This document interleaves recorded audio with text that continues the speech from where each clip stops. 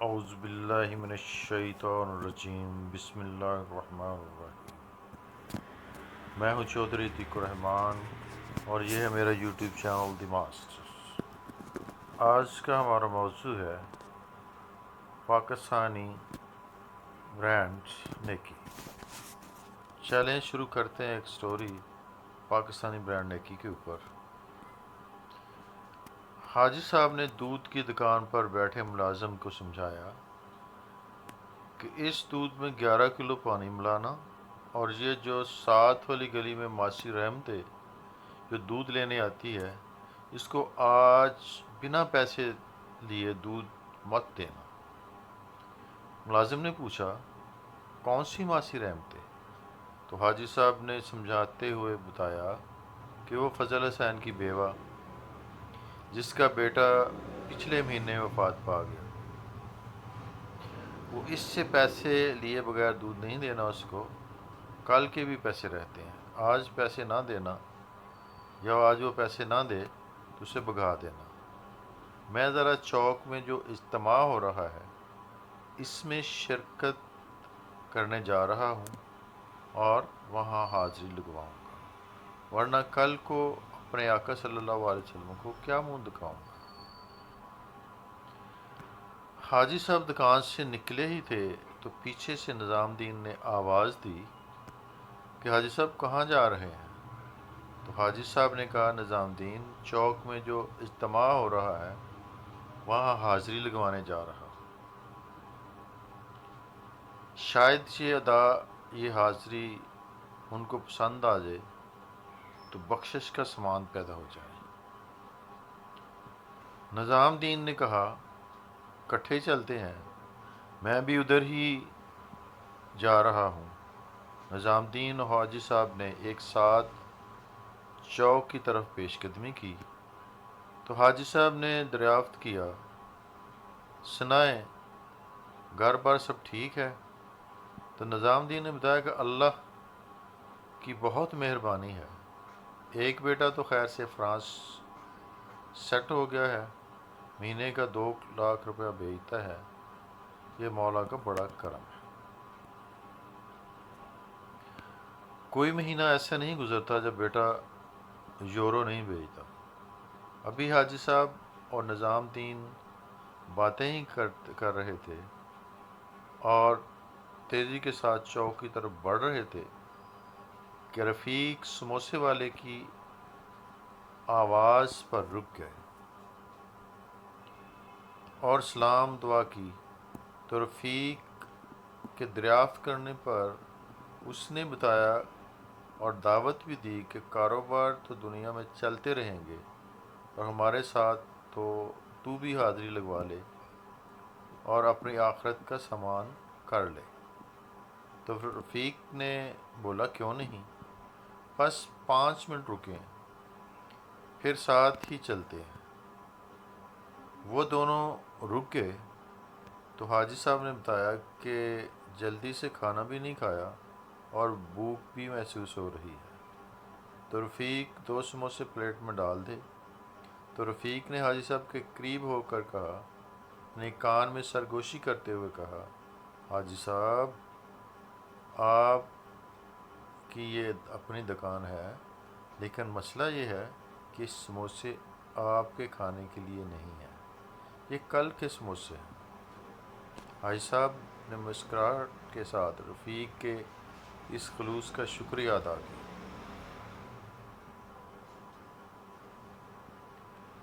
اور پھر تینوں چوک کی طرف چل پڑے۔ تھوڑی دور ہی گئے تھے کہ ایک رکشہ والا ان کے پاس آ کر رکا۔ تو حاجی صاحب نے کہا، اوئے شیدے، سنا کیا حال ہے، کہاں جا رہا ہے؟ تو شیدے نے کہا، میں چوک میں جو آج خطاب ہو رہا ہے، جو اجتماع ہو رہا ہے، وہاں جا رہا ہوں تاکہ کچھ ثواب کما سکوں۔ اس میں شرکت کرنے تو اس کی بات سن کر سب نے یک زبان کہا، یہ ہوئی نا بات، ہم بھی وہیں جا رہے ہیں شیدے۔ بلا تکلف اس نے کہا، پھر پیدل کیوں جا رہے ہو، رکشے پر سوار ہو جاؤ، کچھ ثواب کا موقع ہمیں بھی دے دو۔ تینوں شیدے کے ساتھ رکشے میں سوار ہو گئے اور شیدے کے رکشے کو منزل کی طرف شیدے نے بڑھانا شروع کر دیا۔ ابھی مشکل ہی سے 2 منٹ ہی ہوئے ہوں گے کہ ایک آدمی سڑک کے بیچوں بیچ کھڑا ہوا اور رکشے کو روکتا ہے۔ وہ کافی گھبرایا ہوا تھا۔ رکشہ رکنے پر اس نے بتایا کہ میری بیوی حاملہ ہے اور ڈلیوری کا وقت ہے، تمہاری تمام سڑکیں جو ہیں وہ بند ہیں اجتماع کی وجہ سے، اور کوئی ایمبولینس کو گاڑی ادھر تک پہنچنے نہیں دے رہی، کوئی چیز یا رہی، اور نہ کوئی رکشہ مل رہا ہے اور نہ کوئی اور کنوینس مل رہی ہے جس کے ذریعے اپنی بیوی کو میں ہسپتال پہنچا سکوں۔ جب آپ کا رکشہ دیکھا تو میری جان میں جان آ گئی، اس رکشہ روکنے والے نے کہا۔ اس نے ریکویسٹ کی کہ میری بیوی جو ہے وہ سخت تکلیف میں ہے، میری مدد کریں۔ شہر کے تمام راستے بند ہیں اور رکشہ تو گلیوں کے بیچوں بیچ چلا جائے گا اور ہسپتال منتقل کر دے گا اسے۔ تو شیدے نے صاف الفاظ میں ایک شدید انکار کیا، اور حاجی صاحب فضل الدین اور رفیق نے بھی اس انکار میں مزید پختگی پیدا کر دی۔ انہوں نے کہا ہم جس کام کے لیے جا رہے ہیں اس کے لیے دنیاوی کام کوئی معنی نہیں رکھتے۔ اس شخص نے تقریباً منت سماجت کے انداز میں کہا، بھائی میری بیوی شدید تکلیف میں ہے، مہربانی کریں۔ شیدہ غصے میں آ گیا اور باقی تینوں نے بھی اس کی بدتمیزی پر شدید رد عمل دیا اور شیدے نے رکشے کو آگے بڑھا دیا اور وہ شخص رکشے سے لپک گیا اور رونے لگا اور اس کو روکنے کی کوشش کرنے لگا، لیکن شیدے کے ارادے میں کوئی کمی نہیں آئی اور اس نے جو رکشہ تھا وہ اجتماع کی طرف اس کا رخ کر دیا اور بھگا دیا۔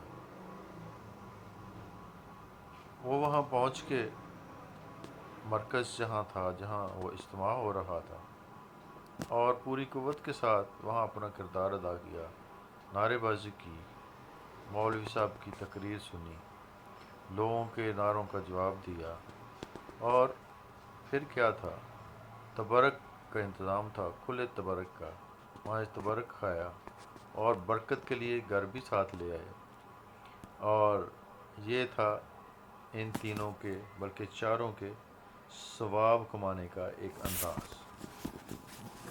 ہم نے دیکھا کہ وہ جو رکشہ روکنے والا شخص تھا، اس کی بیوی جو ہے وہ ہسپتال نہ پہنچ سکی اور رستے میں ہی وہ دم توڑ گئی، لیکن ان کو جو یہ چاروں لوگ تھے ان کو اس بات کی خبر تک نہ ہوئی۔ 2-3 دن یہی موضوع اجتماع کا رہا، مولوی صاحب کی تقریروں کے اوپر جو ہے وہ بحث ہوتی رہی، اور اسی طرح دن گزر گئے اور لوگ جو ہے اپنے کاروباروں میں مصروف ہو گئے، اور اس طرح سے ان چاروں نے خوب ثواب کمایا، جس کا ہمیں جو ہے وہ بہت زیادہ افسوس بھی ہے کہ ایسے ثواب جو دوسروں کی تکلیف نہ دور کر کے کمایا جائے۔ تو یہ ہے ہمارا نیکی کرنے کا انداز اور معیار۔ اب ہم کو سوچنا ہوگا کہ کس طرح سے ہم اپنی سوچ کو بدل سکتے ہیں، اپنے رویوں کو بدل سکتے ہیں، ثواب اور گناہ کا جو فرق ہے اس میں ہم کس طرح سے جو ہے وہ سوچ و بچار کر کے اس میں فرق کر سکتے ہیں، صحیح ثواب کیا ہے اور صحیح گناہ کیا ہے، اس کو ہمیں دیکھنا پڑے گا۔ تو آخر میں یہ ہے کہ اے پاکستان کے لوگوں، اپنی سوچ کو بدلو تاکہ آنے والا کل آپ کی نسلیں جو ہیں وہ اسی سوچ کو لے کر آگے نہ بڑھ سکیں۔ امید ہے یہ چھوٹی سی ویڈیو آپ کو پسند آئی ہوگی۔ دیکھنے کا بے حد شکریہ۔ اللہ حافظ۔